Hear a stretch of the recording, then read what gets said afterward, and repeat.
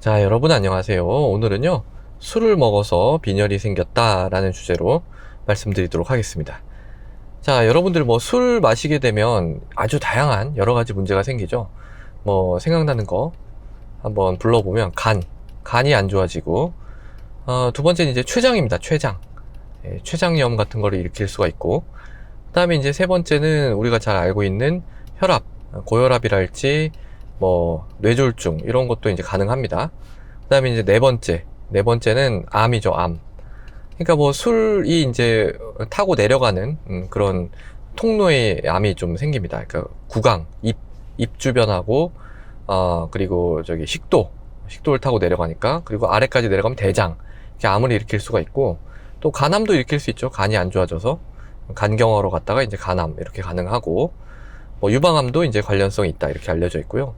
그 다음에 이제 다섯 번째는 음주운전입니다. 음주운전. 사실 뭐 사회적으로는 이게 더 문제죠. 음주운전. 다른 사람까지 피해를 주는. 그 다음에 이제 여섯 번째는 폭행. 술 먹고 뭐 누구 때리고 이런 것들. 그 다음에 일곱 번째는 이제 알코올 중독.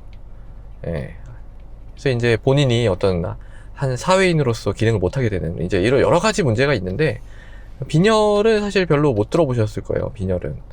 근데 가능합니다. 술 엄청 먹으면은 이게 빈혈이 생길 수가 있어요. 오늘 오신 환자분이 이제 이런 케이스에 해당이 됐었는데, 이제 저한테 오신 거는 빈혈 때문에 온 건 아니고, 간 수치가 올라가서 오셨어요. 간 수치.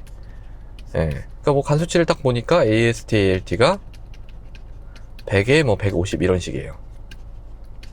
많이 올라갔죠? 정상이 이제 뭐 한 40 잡으면은 뭐 ALT가 이게 더 스페시픽하다고 했으니까 3배 이상 오른 겁니다. 그래서 왜 이렇게 많이 올랐나 조사를 해보니까, 조사하기도 전에 환자가 본인이 막 스스로 얘기를 하세요. 아유, 제가 좀 안 좋은 일이 있어가지고 술을 많이 마셨어요.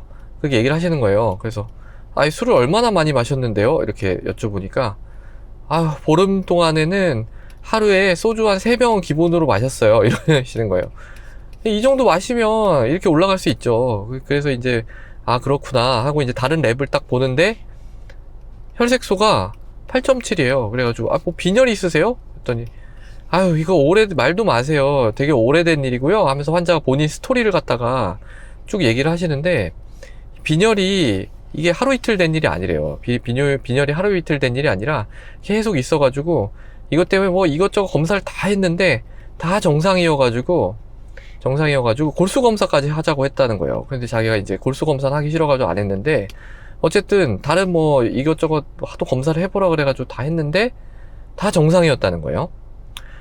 그런데 본인도 신기한 게 이렇게 얘기를 하셨는데, 신기한 게 이 술을 많이 마셨을 때는 이게 이렇게 떨어지고, 술을 하나도 안 마시면은 이게 혈색소가 완전 정상으로 회복이 됐다는 거예요. 13 막 이렇게. 그래서 이런 경우가 있구나 라는 거를 저도 깨달았고, 물론 뭐 환자분이 얘기하신 거를 다 뭐 의학 기록을 제가 본 건 아니니까 완전히 이게 딱 맞다 이렇게 얘기할 수는 없는데, 이 말을 토대로 유추를 해보면 이분 같은 경우에는 이제 술로 인해서 생긴 어떤 그 알코올 인듀스드 본메로우 서프레션 가능성이 있죠. 알코올 인듀스드 본메로우 서프레션. 본메로우가 뭐냐면 이제 골수거든요.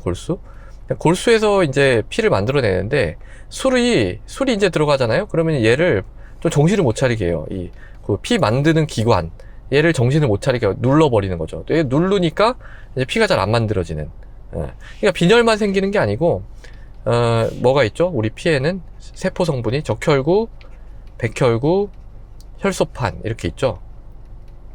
이 세 가지가 다 떨어져요. 왜냐면은 이 골수 자체를 억제를 시켜버리니까.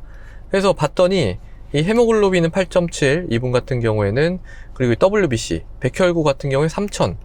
그러니까 정상 4000부터라고 치면은 이것도 좀 떨어져 있는 거고, 그 다음에 혈소판은 12만이었어요. 혈소판도 15만부터를 정상으로 하면은 좀 떨어져 있죠. 그러니까 아주 많이 떨어진 건 아니지만, 이렇게 그 혈액의 세포 성분 세 가지가 전부 다 떨어져 있는 거예요. 이걸 이제 우리가 이제 판사이토페니아라고 하는데, 판사이토페니아.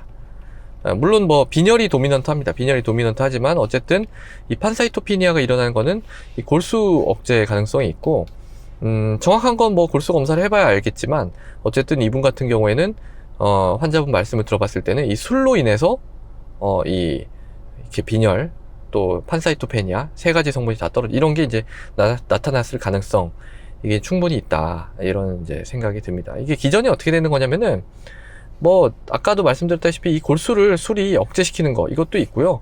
뭐 또 이제 재료 중에서 이 피 만드는 재료 중에서 이 폴레이트라고 하는 게 있는데 이 술이 얘 대사에 좀 관여를 합니다. 되게 복잡한데 어쨌든 이거를 통해서 좀 빈혈 같은 거를 일으키기도 하고 또는 뭐 비장이라고 있어요. 비장, 스플린.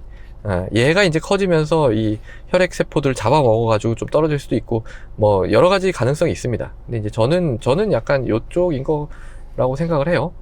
저기 골수 자체를 좀 억제하는 요런 게 있을 것이다 이렇게 이제 생각이 듭니다. 왜냐면 뭐 다른 검사가 다 정상이라고 하니까 초음파도 이 스플린 커지지 않았고 뭐 다 이제 검사 여러 가지 했는데 다 정상이라고 하니까 아마 이런 가능성도 있지 않을까. 그래서 이제 뭐 술 너무 많이 드시면 좋은 게 하나도 없습니다. 이런 거 말고도 뭐 빈혈도 또 이거 뭐 우리 몸에 피에 이렇게 세포가 가득해야 뭔가 일을 할 텐데 세포가 이렇게 다 날아가 버리면 뭐 정상적으로 기능을 못 할 거 아니에요. 좋을 건 하나도 없습니다. 그래서 술 많이 먹어서 좋을 건 하나도 없다. 뭐 이런 얘기죠. 자, 그래서 오늘은요, 술을 먹어서 빈혈이 생겼다 라는 주제로 말씀드렸습니다. 오늘도 경청해 주셔서 감사합니다.